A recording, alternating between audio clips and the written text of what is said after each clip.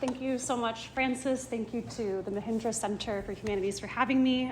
It's a really full circle moment because I met Francis 3 years ago when Frank, my advisor, was giving a talk through this program in here. And so it feels, for me, really special to be here with all of you. Okay, so the title of this paper is Reimagining the Atom, Badiou, Hegel, Žižek.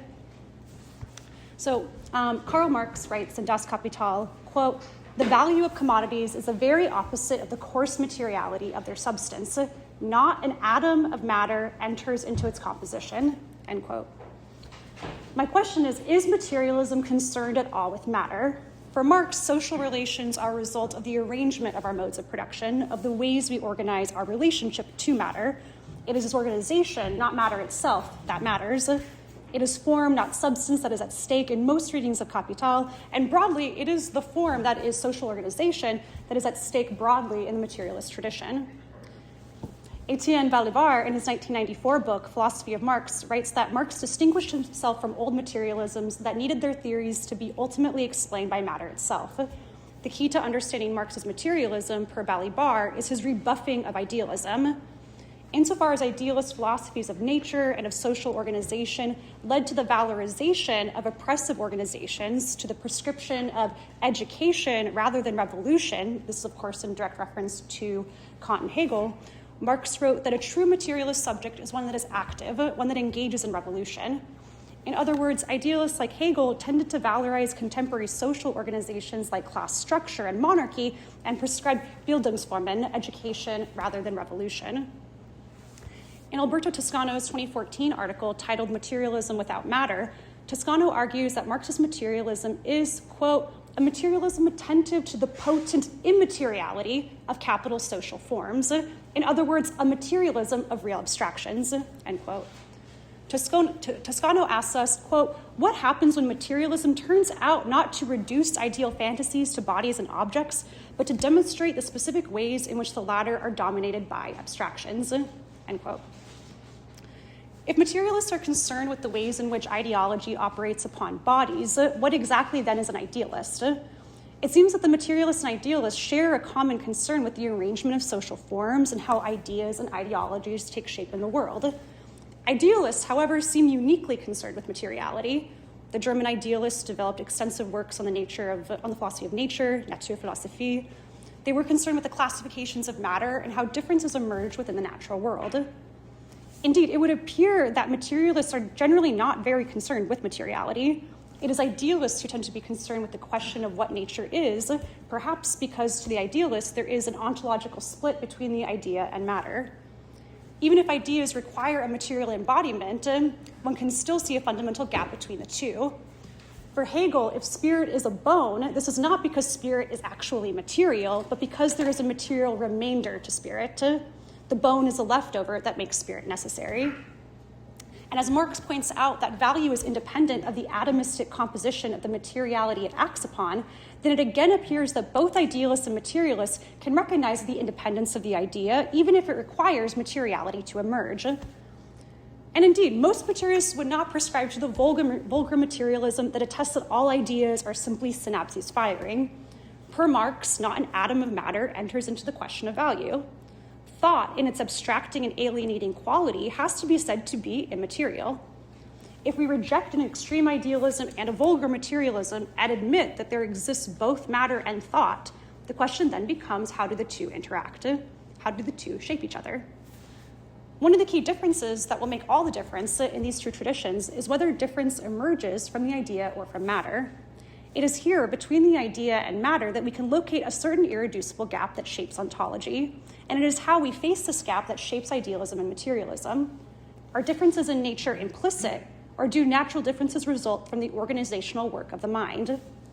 Both materialists and idealists agree that the idea acts upon the body through, for example, social domination, but does ideology transform materiality itself? And in turn, does matter itself transform the idea? The question of materiality becomes an important ontological question because it is precisely how we incorporate and how we exclude the ontic into formal systems that will either ground the idea as emergent from nature, distinct from nature, or implicitly part of nature. In effect, what I am asking is, if we become so concerned with ontology and following this sort of Heideggerian tradition as the horizon of being, we need to ask, why are we excluding beings from this assessment? Heidegger writes in Being and Time, quote, "Dasein is ontically not only what is near or even nearest, we ourselves are it, each of us. Nevertheless, or precisely for this reason, it is ontologically what is farthest removed," end quote. For Heidegger, one of the defining features of Dasein is that Dasein is concerned with its being. Indeed, Dasein is concerned with its place in the world and how its world unfolds for it, with how it transforms its world, less so with the materiality of the world itself. In a move that verges on idealism, Heidegger quotes Aristotle's De Anima, quote, "It is in the psyche or the soul that things exist," end quote. So one can see echoes in this assessment of Lacan's objet petit a. The objet petit a, the thing which the subject desires in place of her fundamental lacking structure as a split subject, is not important as a material object. It's simply a stand-in for an attempt to fill in the gap. It is what promises completion while always deferring satisfaction. The objet petit a is thus better seen as a negation of lack, in a strong Hegelian sense as a negation of negation, rather than as a physical object.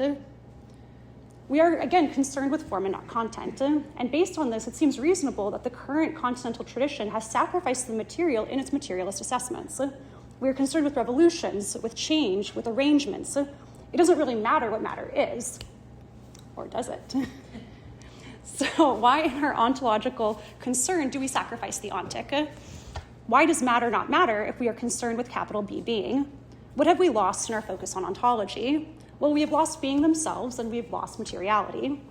So what is at stake is, one, an ontological determination of what the ontic is, two, the relationship of the idea with nature as distinct but nonetheless entwined, and three, the extent to which the idea ontologically transforms the ontic. So thus, in a simple way, we can ask, is there a relationship between the ontological and the ontic? Is there a relationship between the horizon of being and beings? One would think yes. I believe it's the atom that can help us thread the needle between idealism and materialism. The atom is the most basic idea of the material. When talking about the atom, I'm referring to the atom in the classical sense. The word atom comes from the Greek temnon, meaning indivisible or uncuttable. To Leucippus, Democritus, Epicurus, and Lucretius, all of nature could be divided into indivisible units, which we call the atom. This, I propose, is precisely where we can see the idea cut into nature. The atomistic one, the one of the split. This is the fantasy that nature can be organized into discrete units. If there are atoms in nature, then difference is inherent in nature. If there are not atoms in nature, then it is the work of the subject to shape nature into discrete units. I believe that if we can identify how both of these positions can be true in a dialectical interplay, we can localize exactly where materialism and idealism intersect. My thesis is that the implicit differences within nature exist as a potentiality before they are determined by subjects. Subjective determination fundamentally transforms nature, making it objective precisely through subjectivity. I argue that it is the giving of place by the subject that ontologically transforms nature from potentiality to actuality. This paper is organized into 7 sections.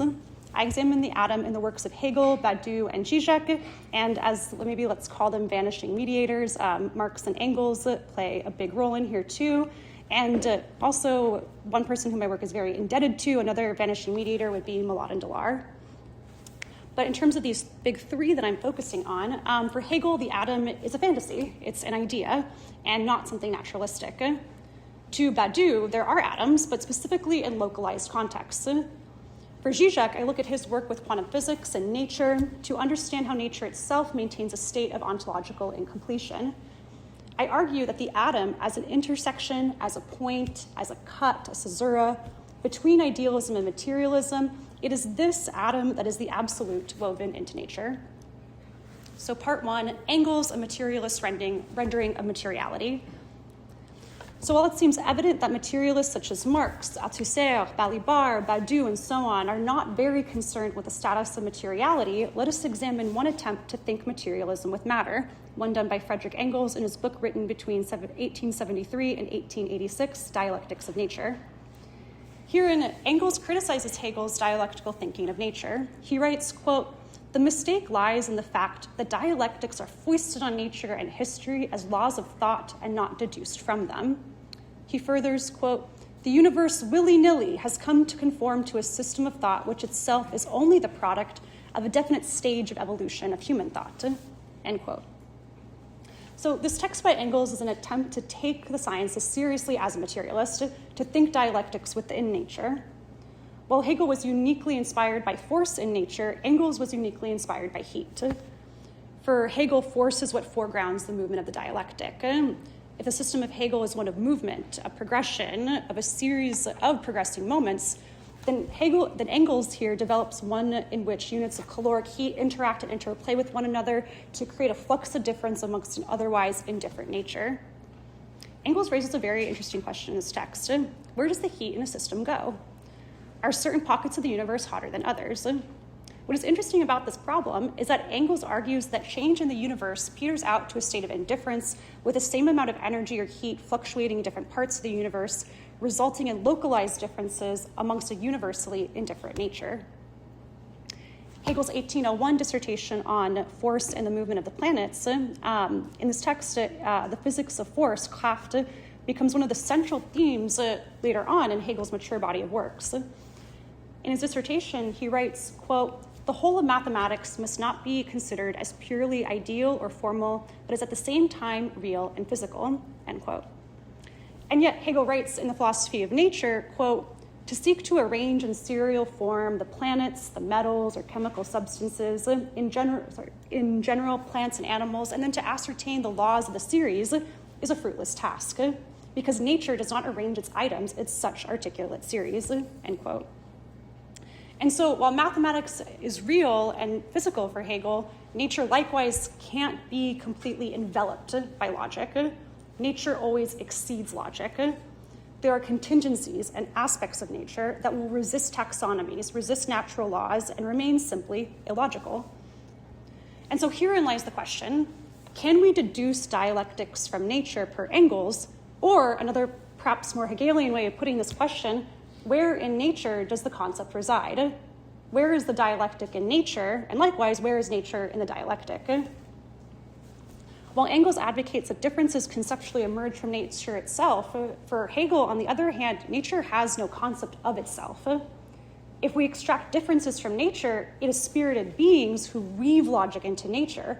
And then as Hegel writes, quote, spirit is the bride that nature weds, end quote. So it's a really nice one. If for Engels, this is a funny slip, if for Engels, the universe is overall indifferent with certain pockets of difference, how is it that we can determine where difference resides, if not through spirited intervention? In other words, where are we boxing off these regions? If not through the logical organization of spirited beings? This again puts into question the extent to which we can claim there are differences in nature. So let's look at what Engels writes. Quote, we know that with the exception of an infinitesimal portion, the heat of the innumerable suns of our island universe vanishes into space and fails to raise the temperature of space by even a millionth of a degree centigrade. What becomes of all this enormous quantity of heat? It is forever dissipated in the attempt to heat universal space. Has it ceased to exist practically, and does it only continue to exist theoretically in the fact that universal space has become warmer by a decimal fraction of a degree beginning with 10 or more knots? Such an assumption denies the indestructibility of motion. It concedes the possibility that by successive falling into one another of the heavenly bodies, all existing mechanical motion will be converted into heat and the latter radiated into space, so that in spite of all indestructibility of force, all motion in general will have ceased, end quote. So Engels is asking, if there is change, how can we account for change when there is an ultimate equilibrium in the universe? This is at least the conclusion reached in Plato's Timaeus. For Plato, nature, physis, is a totality. It is all that there is. And so Plato, like Engels, has to reach a conclusion that is inscribed with the dialectic. All change in nature comes to a standstill within the totalized economy of motion that cannot be destroyed. This framework leads Engels to some interesting conclusions. He writes that, quote, eternally repeated succession of worlds in infinite time is only the logical complement to the coexistence of innumerable worlds in infinite space, end quote. So if the universe really is infinite, it again becomes indifferent in its repetitions of the same. Our lives must have been repeated elsewhere infinitely. There's nothing new that could happen in such a perspective. In the face of infinity, there is only the same. This would most align with the current postulation by Hugh Everett, we have no relation, regarding the multiverse theory, that every possibility at the quantum level is in fact a reality, that our experienced reality is just one intersection of an infinity of worlds, one iteration of possibility, one chance that is actualized. And while it is true that our world is one iteration of possibility amongst an infinity of possibilities, the problem with multiverse theory is precisely that it conflates chance with actuality. We lose the precious status of chance, of possibility, of potentiality, and the freedom it holds by flattening the open world into an infinity of existing worlds. This likewise means that we have to put a stop to a view of the natural world as infinite. And there's a lot of good reasons for this. What I am proposing is that nature is neither infinite nor finite, but indeterminate. It maintains an ontological status of indeterminacy until it is determined, until it is placed. This is the central argument of my paper. Turning once again to Engels, he writes, quote, "It is an eternal cycle in which matter moves, a cycle that only completes its orbit in periods of time for which our terrestrial year is no adequate measure, wherein nothing is eternal but eternally changing.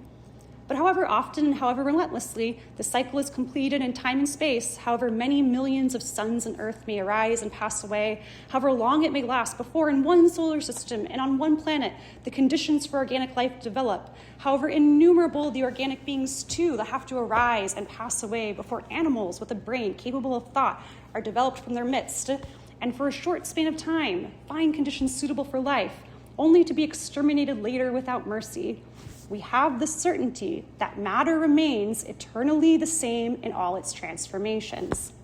End quote. So for Engels and for all of those who have theorized on the atom, it is the constant in a sea of change. It's what persists in the face of the destruction of Chronos.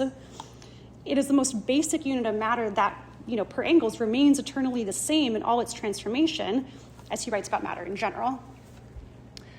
In Gaston Bachelard's 1933 essay, Les Intuitions Atomistiques, Atomistic Intuitions, he writes, quote, "The concept of the atom is necessary from the critical point of view in the sense that there would be no room for objective knowledge without the location of an absolute center to support contingent relationships," end quote. So if differences really do arise from nature, the atom would be the absolute point of reference, the stake in the ground from which all differences arise, the absolute amongst a sea of contingency.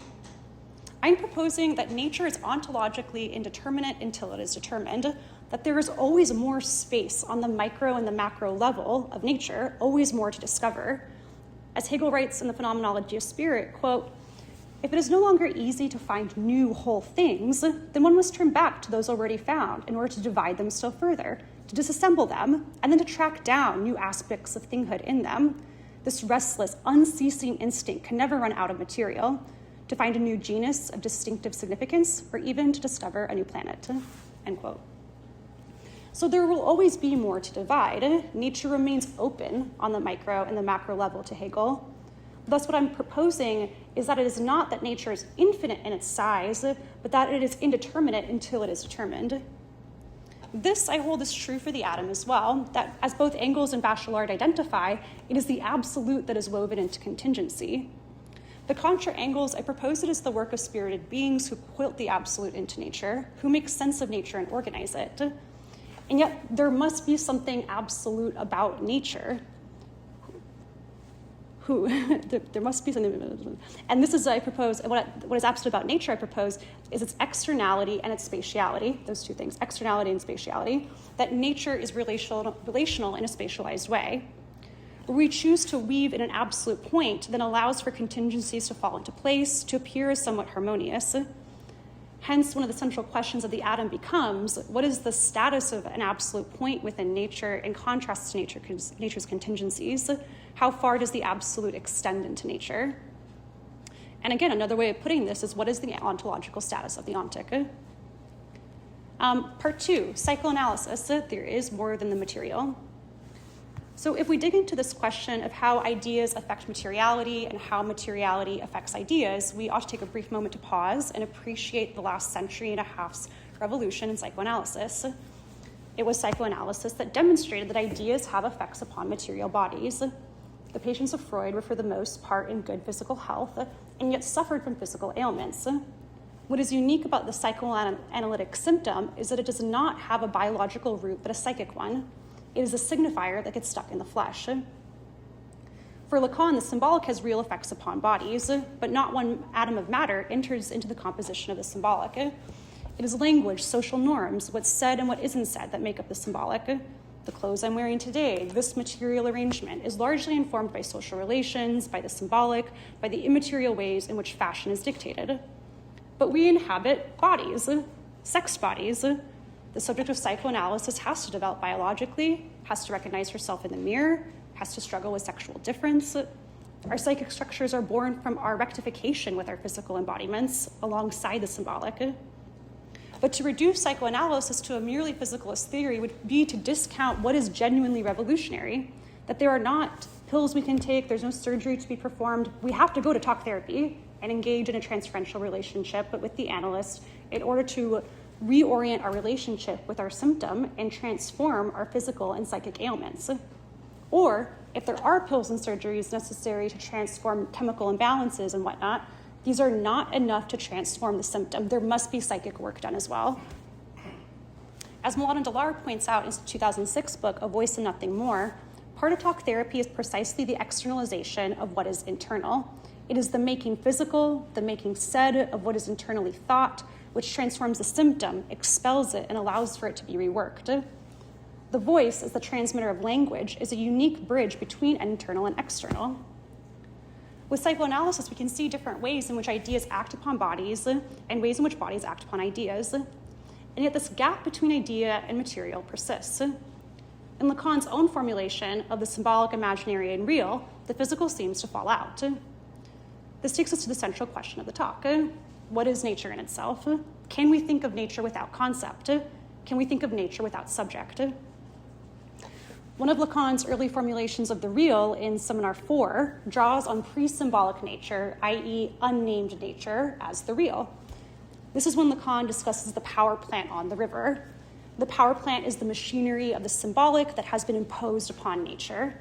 Lacan states, quote, "We will say not only nothing, but literally nothing at all, in dreaming of the moment when the landscape was still virgin, when the Rhine was flowing abundantly," end quote. Lacan here tells us we literally can't say anything about nature to this, prior to this imposition of the symbolic, prior to language. So we seem to reach this certain impasse with nature. The gap between nature and the idea seems to persist. But does it have to persist? The danger in this position is that we enter into a certain Kantian impotence in which we cannot discern what nature really is, remaining barred in our own placement and organization of nature. But what if, and this is my proposal, what if this symbolic organization of nature were part of its ontological constitution? This is not an idealist and materialist proposition. I'm not advocating that we reject materiality, but simply that we recognize that materiality remains unplaced until it is placed. Part 3, the problem of totality. If we look to Badiou, he writes in Logics of Worlds that, quote, "There are only bodies and languages except that there are truths," end quote. So Badiou, who identifies as a materialist, would also say that there are bodies, there is a symbolic in terms of there being languages and social norms, but there are also truths. And for Badiou, it's truths that organize worlds and determine the bodies within those worlds. Indeed, for Badiou, materiality itself is not what is at stake in his system. Badiou famously writes, "La nature n'existe pas," nature does not exist. At first glance, it would seem as if perhaps an idealist like Berkeley would have penned this statement that nature does not exist. For Badiou, history exists. Again, this seems like a hyper-idealist claim, but as we all know, Badiou is a materialist of Maoist proportions.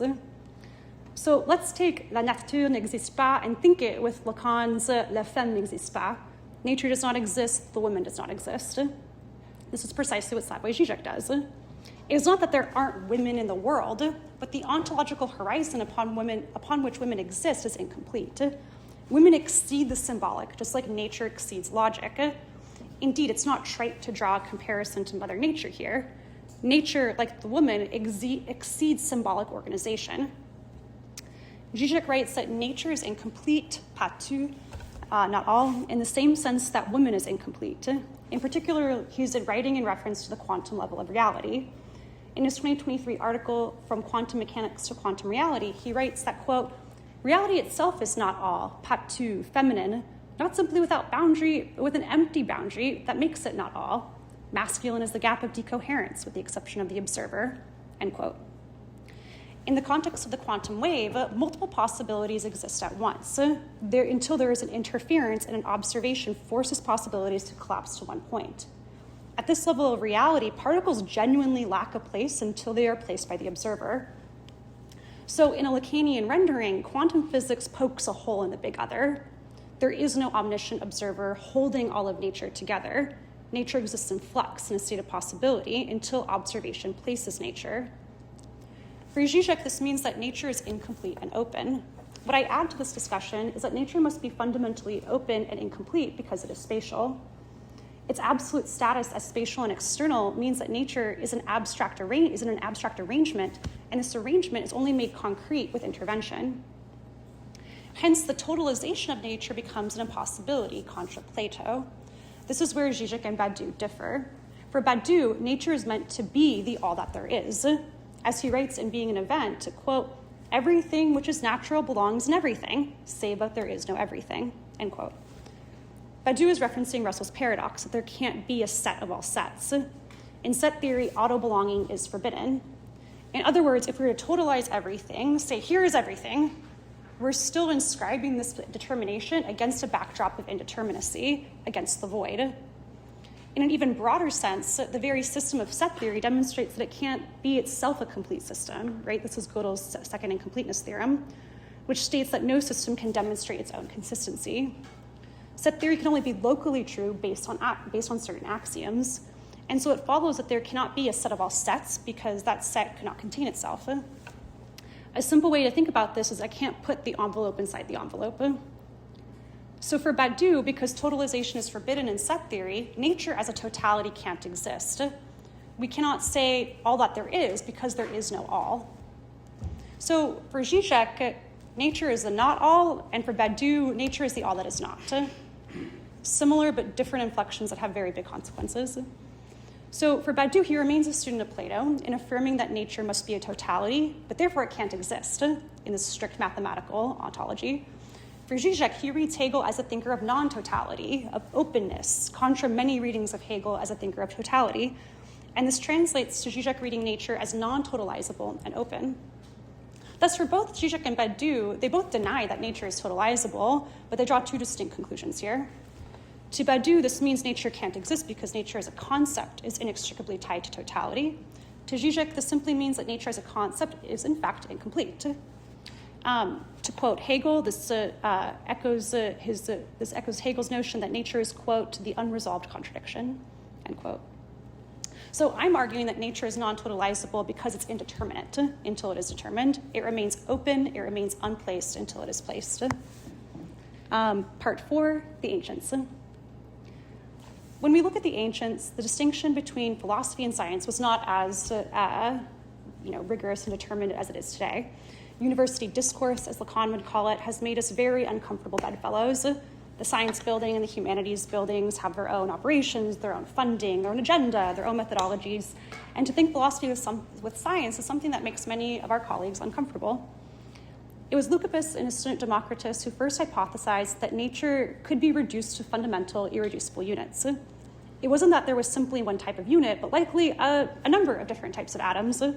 Today we would call these elementary particles. According to the standard model of particle physics developed in the latter half of the 20th century, there are 17 elementary particles that form the basic building blocks of the material world.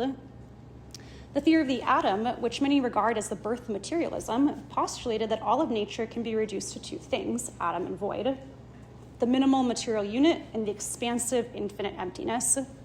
To Lucretius, the void and the number of particles in the void were both infinite, expanding on and on. So this is our basic dialectic. There is something and there is nothing. But is it really that simple? Naming the void is a great philosophical act. We articulate that the nothing is. And this is, of course, a contradiction. Hence, as Parmenides writes, the nothing is not. Parmenides, in his text, The Poem, forbids us from thinking the nothing. He said it is both impossible and that we should dare not think it.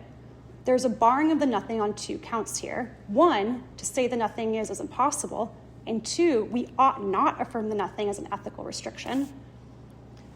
In Badiou's 1985 seminar on Parmenides, he tells us that this is the great leap of philosophy, to assert that the nothing is. The affirmation of contradiction, this placing of the void, is what allows events to unfold for Badiou. For Badiou, it is the naming of the void precisely as this impossible thing, as this contradiction, that allows new worlds to emerge precisely around a contradiction. For example, revolutions are always framed as impossible within an existing political framework. They are both impossible and forbidden. Once a revolution occurs, such as the French Revolution, something impossible has become possible. Something forbidden has now opened a whole new world with new laws. A new ethics emerges. So Badiou articulates that Parmenides was right in establishing that to name the void is a violation on two fronts. And it is precisely in naming the void and naming localized impossibilities that new worlds open. Contra Parmenides, the materialist tradition of naming the void alongside the atom was first developed by Leucippus and Democritus. The animistic theory of the ancient Greeks underwent a radical transformation with Epicurus, and several centuries later with his Roman devotee, Lucretius. It was Epicurus who augmented the deterministic theory of Leucippus and Democritus. To the latter two, there are only atoms and void in the world. This led them to develop a deterministic theory of nature. The theory stood that all of nature's happenings, all occurrences, could be explained by a material chain of events. Each effect had a correlating cause. And indeed, this ideology, and this is very much an ideology, this is not a scientific viewpoint, this is a very ideological one, is very prevalent amongst a lot of people today. So let's look at how Hegel responds to this notion of material determinism. He writes in the Logic, quote, "Determinism is itself so indeterminate as to be found in an infinite progression. It can halt at will anywhere and be satisfied there, because the object to which it has progressed, being formal totality, is shut up within itself and indifferent to its being determined by another. For this reason, to explain the determination of an object, and to this end to extend the representation of it beyond it, is only an empty word. There is no self-determination in the other object to which the explanation has been extended," end quote. So the problem with determinism is very simple. If we keep tracing the chain of causality, we eventually arrive at a sui generis cause, at a cause that came from nothing. And so the entire edifice of determinism, that effects have a corollary cause that can be clearly pointed to, rests upon a foundation of indeterminacy, for it rests upon an ultimate and primary cause that came from nowhere, from a cause ex nihilo. So let's take a moment to sit with what Hegel writes, that the representation, this Vorstellung of determination, is only an empty word, nur ein leeres Wort. Vorstellung, this type of representation, is usually something that Hegel's deriding. There's something amiss here. Hegel writes that the representation of a causal determination is an empty word, leeres Wort, which could also be translated as void word. So we could read this passage in two ways. First, we can understand that to explain causation by a string of deterministic happenings is an empty explanation, because such a string of causation eventually lands us back at an empty primary movement without causation. This is the implicit contradiction in determinism, that it rests on an indeterminate edifice. Second, we could understand this empty word, this void word, as the naming of the void. So in a more radical move, it's not that we can't determine causation, but that any causation is going to find its foundation in emptiness itself, in impossibility, and in contingency. There is a kernel of contingency in any cause, chance that sutures on to any knowability, indeterminacy that cradles every determination. And that's why this primary cause is a void word. It is a naming of the void, a naming of emptiness, a transformation of nothing into something. As Milan Delar writes in his 2014 text, What's in a Name? Naming is always an act of creation. To name something is to give it a place within the symbolic. As Delar writes, quote, "There is no name without a specter," end quote. He furthers, quote, "The name always names the unnameable, or rather, by naming it, always produces the unnameable. The real of the name is what escapes naming, yet stands at its core," end quote. Indeed, there is no name without specter and without spectator. To identify a cause requires the cut, the intervention of the observer. And as Delar writes, there is some real of the name that escapes naming but stands at its core. To name the atom, we must name the void. And in doing so, some contingency escapes our formalization. Some indivisible remainder is produced in the form of the clinamen of chance. Hence, we come back to our original paradox regarding nature. What is a pre-symbolic nature? What is nature before the signifier? Can we say there is difference prior to the name? Can there be a difference within a pre-symbolic natural indifference? Or is it only in naming the atom that we produce difference, the difference between something and nothing, and its irreducible remainder, chance? So it's not simply that we can reduce the world into atom and void. There's this leftover. There's the clinamen, the swerve, deviation, the contingent encounter of one atom crashing into another. To Lucretius, the swerve takes place in time but outside of space. And on the nature of things, he writes the declension happens, quote, in place unfixed, end quote. The swerve is infinitesimal. It is the non-natural remainder to the natural. It is the immaterial counterpart to materiality. It takes place without taking place. This raises one of the broader concerns of this talk. How can we organize a contingent nature? In Philosophy of Nature, Hegel writes, quote, nature exhibits no freedom in its existence, but only necessity and contingency, end quote. So if we are to be good Darwinians, we have to recognize that nature is fundamentally contingent. It's riddled with accidents, with errors, with chance. The way Žižek reads this is that nature is retroactively necessary. Again, in a Darwinian sense, we can say that it's necessary for hummingbirds to have long beaks in order to slurp the nectar out of a flower, but there's no absolute reason why this beak would be necessary. There's no truth to this matter. There was simply a contingent emergence of a bird with a very long beak that fared better than its shorter beaked counterparts. And this contingent emergence proved retroactively necessary in the development of a particular bird species. So what I'm broadly concerned with is how we can admit that nature is contingent, full of accidents, and yet there is some cohesion that seems to emerge. There are structures, there are taxonomies, there are different ways we can weave logic into nature. Much of the time, nature does abide by mathematical principles, by taxonomies, but often it does not. So as I spoke just a moment ago, Hegel writes in Philosophy of Nature that we'll never have a complete philosophy of nature. He writes, quote, the notion differentiates things according to their own specific qualitative character and to that extent advances by leaps, end quote. So nature exceeds logic. There are always exceptions to the rules in nature. It's a fruitless task, as Hegel writes, to organize all of nature into an articulate series, although we certainly are driven by the fantasy of order and organization in our scientific investigations into nature. One part of this quote that I find particularly interesting is that the notion advances by leaps, that we must jump when we organize nature. In the division of nature's continuity, we create discrete boxes out of what is contingent stuff. We cut into the world. Our derivation of the qualitative is always a leap, a jump, a placing of the void in order to articulate what is before us. We striate what is otherwise smooth. We must weave the void of logic into an otherwise continuous and voidless nature. In our gatherings of nature, and in set theory is simply a gathering, there is always a void that is produced as logic weaves into nature, as we organize nature into various sets.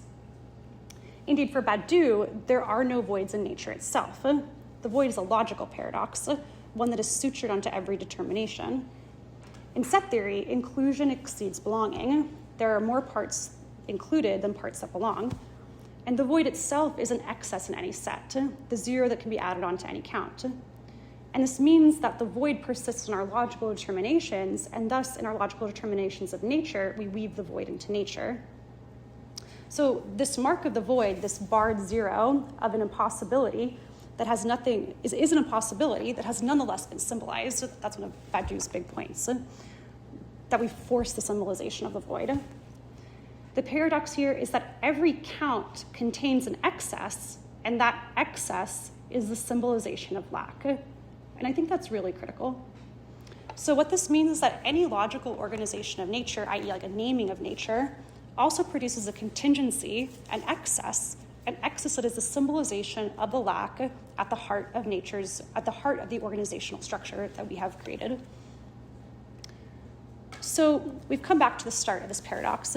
We began by looking at Lucretius, who claims that the clinamen, the swerve, is a contingency that persists outside of space. It is the irreducible remainder to the organization of nature. The atom and the void, this dichotomy, is an imposition of logic onto nature. The clinamen is thus the logic of an illogical nature. Nature both is and isn't the clinamen. This is not the atom that is, so it's therefore not the atom that's irreducible in nature, but the clinamen. This is what can't be cut further. This is the ground floor of nature. In other words, what is irreducible in nature is chance. This is what can't be stripped away from nature. No matter how we organize its pieces, nature is built on chance. So then what's the atom, right? What is materiality? Part 5 is on Marx's atom. Marx, too, cared about the atom. His doctoral dissertation, written in 1841, compared Democritus's and Epicurus's conceptions of the atom. While for Democritus, his empiricism and skepticism led him into the dark corridors of determinism, where all must have some causal explanation, it is Epicurus who embraced chance. Quoting Stobaeus, Democritus is reported to have argued that, quote, human beings like to create for themselves the illusion of chance, end quote. Whereas for Epicurus, as reported by Aristotle, quote, it is chance which must be accepted, not God, as the multitude believe, end quote. Marx demonstrates via Epicurus that it is only with chance that we come to understand the atom. The atom, in this way, is a rationalization of nature and an embodiment of chance. The atom is the absolute of chance, the truth of chance. So the irreducible that is woven into nature, chance made concrete, the unpinnable pinned down. Marx writes, quote, if the void is imagined as spatial void, then the atom is the immediate negation of abstract space, hence a spatial point, end quote. So herein lies the explanation. The atom must first be understood as a negation of space. If nature is space in its indifference, if the atom is space in if nature is space in its indifference, the atom emerges as its negation and as a point of difference. If space is indeterminate extension, the atom is the determinate and infinitesimal point. If pure space is without relation, the atom introduces the first mark that can bring forth relationality. So my argument is that the atom is a negation of negation. It is a negate. You're cool. Yeah, I got you. Yeah, I got you. Hey, no, you're cool. If space is indeterminate extension, right? So if nature, and this is Kojève in his lectures on Hegel's phenomenology, he says without man, nature would be space and only space. Why is he saying this, right? Well, one, nature is extensive, it's spatialized, but what's really critical is that it's indifferent, right? This space here is the same as this space here. Space is indifferent, right? But also, like, the other implication of that word, indifferent, like, nature doesn't care if we live or die, right? Nature just keeps going. It's indifferent to our, like, struggle as humans, right? We introduce difference in this way. And so the argument is that if space is indifferent, the atom is the point in space that interrupts that indifference. It is the point of difference in this way, right? So we're thinking about logic in terms of like space and the point, and then we're thinking about nature in terms of space and the atom. Okay, hopefully it'll all come together here. So hence the argument, right, is what I'm trying to do is I'm trying to develop a dematerialized materialism, one in which we can look at the atom as a negation of nature's indifference and this indeterminacy of space, instead of having some like positivist, substantialist kind of argument about what the atom and nature is. So this is where we can locate the intersection of materialism and idealism, is my argument. We are concerned with how ideas operate upon material, and in naming the atom, we carve out a singular, discrete thing from nature. We transform nature in this way by negating its indifference and its indeterminacy. It is a stake in the ground that gives an orientation to all of the other differences in nature. It is a fantasy of disentanglement amidst an entangled world. That is really what the atom is, right? That we can put a piece of materiality on a little pedestal and say, there it is, there's something. It's irreducible, and we've disentangled everything from it. Part 6, Žižek and quantum physics. What quantum physics teaches us is that particles fundamentally do not have a place until they are placed by the intervention of an observer. In the quantum wave collapse, there's a 20% chance a particle is here, a 30% chance it is there, and so on. This does not mean that the particle has a place and we just don't know it. The particle genuinely exists in multiple places at once. The same is true for the electron cloud, that the particles really exist in multiple places within a general region. This is the underlying idea behind Schrödinger's cat, that the cat really is alive and dead until we look at it. This underscores my thesis that nature is indeterminate until it is determined. Thus, for Žižek, there is a certain ontological dignity given to chance. In his 2025 book, Quantum History, Žižek uses the example of apartheid in South Africa to illustrate this point. The peace that came at the end of the transition out of apartheid was maintained by the very real threat of violence by the ANC. The threat of violence, while it stands as a hypothetical, has very real implications. So there's a certain ontological dignity given to chance. Chance has real effects. Thus, my thesis is that nature remains unplaced until it is placed, but it still very much exists. There is no doubt stuff out there, but it doesn't have a place until it's been given one. In other words, the big other does not exist, but it has effects. While there's no omniscient observer holding all of nature in place, we operate like nature is already placed and organized. To put this in a Žižekian way, we include the big other in our observations of nature. We tell the big other how nature is organized. Mladen Dolar has written on this dynamic in his 2024 book, Rumors. There may well be an open secret, some gossip, some piece of information that we all know about someone, but we dare not say it out loud. So what changes when we say the secret out loud? Well, we've told the big other. Now everyone knows the secret, and moreover, the big other knows the secret. So we've changed very much the status of what that secret is, and there are real social effects to that, of course. So when we organize and observe nature, we change its ontological status by giving it a place, and this by introducing its organization into the symbolic. Prior to this, I argue, contra Lacan, it's not that we can say nothing about nature, but rather we can say it is indeterminate and outside of the symbolic. In Quantum History, Žižek writes that quantum physics presents, quote, a radical closure. There is no meta-language. We cannot step on our own shoulders and see our own limitations, end quote. This falls in line with Badiou's argument that a totalizable nature can't exist. Quantum physics is revolutionary precisely because it represents a paradigmatic shift from classical Enlightenment notions that there is an objective static exterior and a subjective faulty interior. Quantum physics demonstrates that these two planes are entangled, that the objective world is only given place with the intervention of the observer. What I find particularly interesting about quantum physics is this principle of quantum indeterminacy, that incompletion is literally baked into any system of analysis. This is a radical leap away from Enlightenment science. The exterior world really is incomplete. Quantum indeterminacy is a principle that some variables are simply unknowable within a system. For example, the velocity and the place of an electron can't be both measured at once. So, as Katherine Everitt writes in her 2007 book, Meeting the Universe Halfway, it's not that we're epistemically barred in our knowledge of where that particle is. In a much more radical sense, the electron really has no place when we measure its velocity, and it really has no velocity when we measure its place. It is ontologically incomplete, but nonetheless, there is a dignity to this incompletion. Part 7, Badiou's atom. In Logics of Worlds, Badiou outlines a theory of the atom. He writes that within a world there exists a minimal unit. This is per Badiou what Hegel cannot think. And it is true that in Science of Logic, Hegel derides minimums and maximums. There's always something further for Hegel, some way we can continue to arrange elements, slice the world, see beyond what we already know. The void is sutured to the macro and the micro level in this way for Hegel. An example of a minimal in a world for Badiou would be, for example, a single protester at Place de la République. While that person can be broken down into smaller units, it's the status of one protester that's an irreducible unit for Badiou in his Logics of Worlds and the sort of phenomenological construction he gives us. So the interesting thing is that Badiou differs from Hegel because he thinks of localized particular worlds. And in a particular world, there must be a minimal unit for him. So thus, there are atoms for Badiou, but they can only exist within delimited situations. We can't have a global minimum for Badiou, which Hegel would agree with.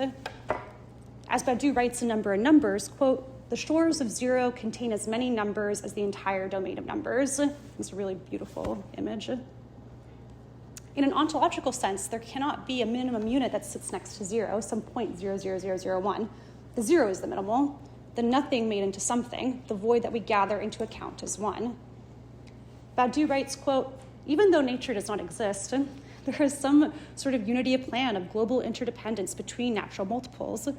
And although there are no unique and indiscernible components of nature like the ancient's atom, unless one considers the void as such, there is an exceptional local point for every property that obtains for the regions of nature the minimal support of this property, end quote. So Badiou underscores a simple point, that only localized regions of nature can have a minimum. Only with axiomatic choices and delimitations can the rules for minimums emerge. Atoms cannot be said to exist universally within nature, but they can be said to be the absolute inscribed into nature. The phenomenology of appearance for Badiou transforms the ontological status of multiple into objects. Objects appear within particular worlds based on the rules that govern that world. Dasein, being there, is a question of appearing. It is existence that appears. The big difference here with Hegel is that being really is appearance for Hegel. Sein ist Schein. Being is appearance. Dasein, i.e. existence or being there, is a placing of being that makes it exist. Dasein, the placing of being, the determination of its place gives it existence. But we must grant ontological dignity to indeterminacy to see this being qua being. To Badiou, this is inconsistent multiplicity, which is effectively what nature is prior to collapse. Now, Badiou would probably hate this reading, but this is how we have to think of nature, as ontologically dignified as being, just without an inherent without an inherent place.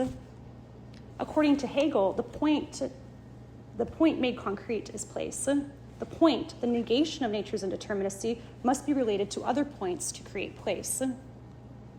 Back to Badiou, he writes in Logics of Worlds, quote, to borrow an image from Lacan, that the one, the atom, is the quilting point of appearing within being, end quote.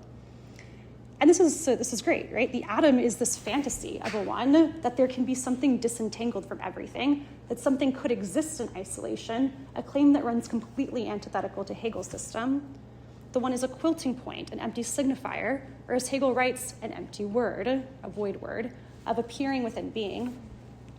The one, like the atom, is an inscription, a determination against a backdrop of indeterminacy of unplaced being. What is particularly important about Badiou's approach is that there are atoms in particular worlds. There are irreducible units if and only if we have a defined system. But as I've been arguing, in nature itself, the atom does not exist. This, I believe, is how we can augment Hegel's flat-out rejection of the atom in nature, that we borrow from Badiou that atoms exist within defined systems. If we continue with Badiou, he writes in Philosophy and the Event, quote, my ontological proposition is that being qua being is a pure multiplicity, i.e. a multiplicity that is not composed of atoms. Being is obviously composed of elements, but these elements are multiplicities that are themselves composed of multiplicities. There is, that said, an endpoint which is not at all the one would be an atom, but the void, end quote. And this is my central thesis, that the atom is a negation of indeterminacy, a void inscribed against the void. This is a dematerialized materialism that does not rely on some positive substance, but on the negation of the indeterminacy of nature. Any atom, per Badiou, whether in nature or in a world, is a gathering of the void, of the forced symbolization of an impossibility made possible. In nature, the atom is a symbolization of order and disentanglement amidst a contingent and entangled nature. It is the impossibility made possible. And from this atom, a whole logic of nature can unfold and maintains a fair degree of consistency. But like in any system, its consistency cannot be universally based or derived from within that system. The envelope can't contain itself. The set cannot include itself. As Lacan writes, il y a de l'un, there's something of the one. There is no one in nature, but we can mark a one against an indeterminacy of nature and simultaneously against the logical void. So I'll make some concluding remarks now, and I think I'll save you my crazy section that I added 20 minutes ago. So we can talk about it more if you like. What Badiou has to argue, what Badiou has to guard against in his system is this rendering of being qua being as a Kantian noumenal. And if you read Badiou, there's a little bit of a lurking Kantianism in there sometimes. Being qua being, while described as an inconsistent multiplicity, we can't say this is beyond thought. And indeed, to Badiou, ontology is mathematics, and it's the appearing in the world that renders being phenomenological. Dasein, or being, there is the appearance of being. So there's this divide between being in itself and an appearance for Badiou. But ontology as mathematics allows us to know what being itself is. So for Badiou, it's not simply that math is globally true and then locally determined as appearance. Math itself is curtailed by axiomatic choices. Set theory itself is incomplete and non-totalizable. The implication is the same for being. So for Hegel, Dasein is the placing of being or determinate being. But what is being prior to its placing for Hegel? It's simply indeterminate until it's determined. It's equivalent with nothing, right, at the start of the logic. But the move Hegel makes is to collapse the two registers of ontology and phenomenology. Zionist shine, being really is appearance. The incompletion that comes with the naming of being is fundamentally part of its ontological constitution of being. Or rather, naming being fundamentally transforms its ontological constitution, as I've been arguing. Indeterminate being is still ontologically dignified, and it still has effects as potentiality, as chance. So in spite of Badiou's differentiation between ontology and phenomenology and Hegel's collapse of the two registers, they both arrive at a theory of being as non-totalizable. And what does this mean for nature?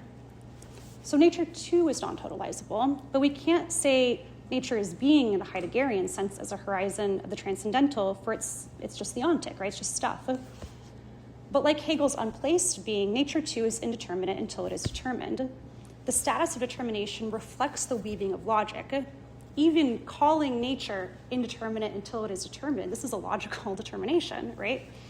So we're back with Lacan, that we have literally nothing to say about nature until it enters the symbolic. But again, is that really the case? I think we can say two things about nature, that it's external and it's spatial, and these are its two absolutes. Nature then is very similar to the void. It's an embodiment of indeterminacy. Hence, to the ancients, the void of nature was just space. In a post-Enlightenment tradition, the void has taken on a more logical signification as lack. But we can see how nature as indeterminate, extensive, and spatial is actually quite similar to the void. What I propose is a fundamental difference between the void as a logical remainder, as a logical indeterminacy against which all determinations are inscribed, and nature, is that per Hegel, nature is outside of the idea. So we can finally arrive at a definition of nature. It's the void outside the void. Haha. Nature itself is outside of logic, and thus outside of logic's determinateness and indeterminateness. It's the void outside the void, or better yet, it's the space outside the idea. Read with the ancients, Marx concludes that the atom is the negation of the void. It is a point in space, an infinitesimal rupture in a fabric of indifference.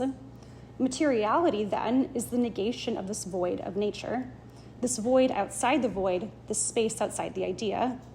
It is a reassertion of determination. It's a cut. Hence, this is why nature will always exceed logic, because it's by definition what is outside of logic. And yet, we can weave logic back into nature, organize it, and negate its inherently indifferent structure.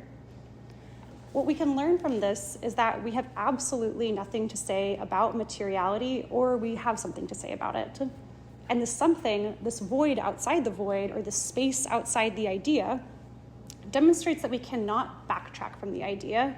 We can't render nature simply the not idea. We redouble our ideas to think outside the idea, and thus to think nature. Nature is, again, in the words of Hegel, this unresolved contradiction, which makes it all the more worthy of the struggle of thought. Hence, we arrive at the atom as the intersection between idealism and materialism. We either have something to say of the atom or nothing at all. We literally arrive at the space between being and language. We arrive at the cut of logic into the illogical, into the space outside of logic. We arrive at the struggle of logic to domesticate that which is illogical, a project that will never be complete. But far from a pessimistic conclusion, this means that our assessments of nature remain open. The atom then becomes the exact thing that bridges ideality and materiality. It is the proof that being in an ontological sense and beings in an ontic sense are not unthinkable. The atom represents precisely where the ontological meets the ontic. It stands as the paradox that literally makes up the materiality and the ideality of the world. Thank you.